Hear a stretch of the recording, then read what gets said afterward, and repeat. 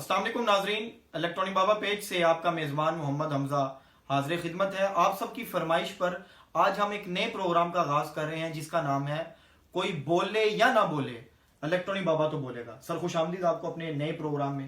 आपको भी बहुत बहुत मुबारक हो। रमजान के महीने में टॉक शो का जो प्रोग्राम आपने नाम कैसा है कि कोई बोले ना बोले, इलेक्ट्रॉनिक बाबा तो बोलेगा। इंशाल्लाह हक के ऊपर बोलेंगे इंशाल्लाह। बहुत शुक्रिया। आपकी पिछली प्रेस कॉन्फ्रेंस काफ़ी माशाल्लाह लोगों ने पसंद किया है, तो लेकिन लोगों के काफ़ी मैसेजेस आ गए थे कि हमारे भी सवालात अपने प्रोग्राम में लें। तो आज हम पहला प्रोग्राम लोगों के सवालों से ही स्टार्ट करेंगे। तो हमारे भाई हैं बहुत अच्छे, रहीम अली साहब आज़ाद कश्मीर से, वो पूछ रहे हैं कि इलेक्ट्रॉनिक बाबा से ये पूछिए कि ये जो आजकल तारिक जमील साहब के हवाले से जो सारा मामला चल रहा है कि उन्होंने मीडिया को झूठा कहा और फिर 24 घंटों के अंदर उन्होंने माफी भी मांग ली, इसको आप कैसे देखते हैं? पहले तो ये बात है कि जब एक बंदे को झूठा बोल दिया तो झूठा बोलने से पहले सोचते कि मैं इसको झूठा क्यों कह रहा हूं। अब जब उन्होंने तहकीकात की तो वो झूठे थे, तो वह कौन सी 24 घंटे की ताकत थी जिन्होंने उसको सरेंडर करने को मजबूर कर दिया तारिक जमील साहब को। तो तारिक जमील साहब को देखना चाहिए कि एक आलम दीन है और उनके ऊपर लोग इतमाद करते हैं, उनके साथ प्यार करते हैं। तो उसका ये मकसद नहीं कि आपका जो दिल करे वो आप करें। आपके ऊपर लोग इतमाद इतना बड़ा करते हैं कि आप सोच भी नहीं सकते। हमजा देखिए, डॉक्टर तारिक कादरी साहब 2014 में धरना दिया, क्या उनके पास वो जो ताकतें थी उस वक्त नहीं थी? उस वक्त ताकतें उनके पास भी थी।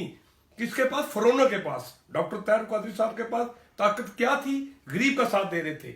जैसे सानिया माडोटोन का आपने वकूआ देखा, उसके बावजूद आज दिन तक डॉक्टर तारिक कादरी साहब ने ना पीछे हटे हैं ना अपने मौकफ से पीछे हट सकते हैं। ये मेरी सोच है। इलेक्ट्रॉनिक बाबा के पेज के ऊपर ये मैं पैगाम देना चाहता हूं, ऐसे जुर्त वाले उलमाए दीन बहुत कम रह गए हैं। अगर इनके ऊपर लोग इतमाद करते हैं तो उनके इतमाद को ठेस नहीं पहुंचानी चाहिए थी। और मुझे जाती तौर के ऊपर तारिक जमील साहब के साथ बहुत मोहब्बत है, लेकिन इसके ऊपर मेरा बहुत शिकवा है कि इनको पीछे नहीं हटना चाहिए था। क्या वो चंद एंकर थे, वो कौन से एंकर थे जिनको कोई पूछता भी नहीं था? जब आप खड़े हो गए तो उसके ऊपर खड़े रहे। ये उनका हक बनता था, क्योंकि वो दीन और इस्लाम की बात करते थे, कुरान की बात करते हैं, हदीस की बात करते हैं, लोग उनसे प्यार करते हैं। अब वो पीछे हटने हैं तो ये मुझे तो जाती तौर पर बहुत तकलीफ हुई है और उनको ऐसी बात करनी नहीं चाहिए। ये उनका मनसब नहीं था। यानी आपका ख्याल है कि उनको पीछे नहीं हटना चाहिए था, वो डटे रहते कि मीडिया झूठा है। दूसरा सवाल है हमारे अली चौधरी साहब हैं, क्या कहते हैं, मैनचेस्टर यूके से।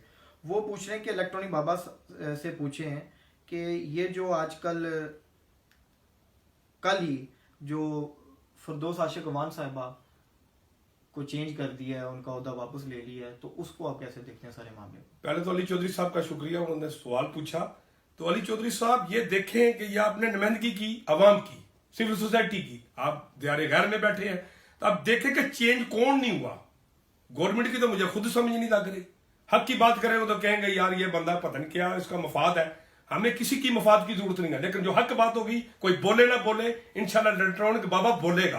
तो इमरान खान साहब, आपको मैं ये बात बता देना चाहता हूं, आप जब टीम का एक हिस्सा है, आप कैप्टन है, तो कैप्टन के अंदर जो टीम आप खिलाड़ी खड़े करते हैं तो सोच कर खड़ा करें। ये तो कोई हर 2 माह के बाद आप कोई ना कोई चेंज लेके आते हैं। फवाद चौधरी को चेंज किया, असद को चेंज किया, इसको चेंज किया। इस तरह ना मुल्की हालात को ठीक हो रहे हैं, लोग पिस रहे हैं गुर्बत की वजह से और कोरोना वायरस की वजह से। क्या क्या मामला है, आपको इस चीज की महर सोच नहीं है। और आपने क्या कमेटियां, कौन सी कमेटी बनानी है, ये करना है, वो करना है, ये बातें मेरे ख्याल में हमजा साहब, आपको सच्ची बात, दिल की बात बता रहा हूं, इस तरह ये मुल्क नहीं चलेगा।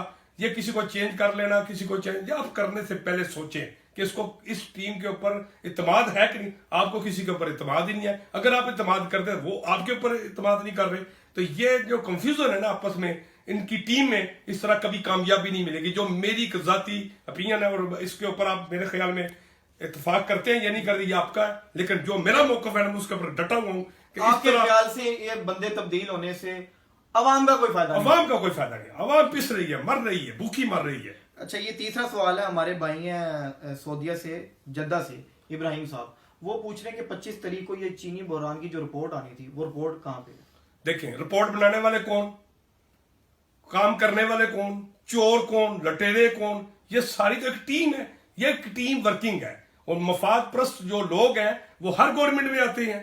आप देख लें जिसके ऊपर ये इल्जाम तराशी लगी हुई है या उसके ऊपर जो बात भी है, तो वो पहले किसी जमात का वो लीडर नहीं था, वो किसी पहली जो गवर्नमेंट थी उसमें शामिल नहीं थे। उनके चचा, उनके बाबे, उनके ताए, उनके चाचे, ये आने बाने सारे इकट्ठे हैं भाई।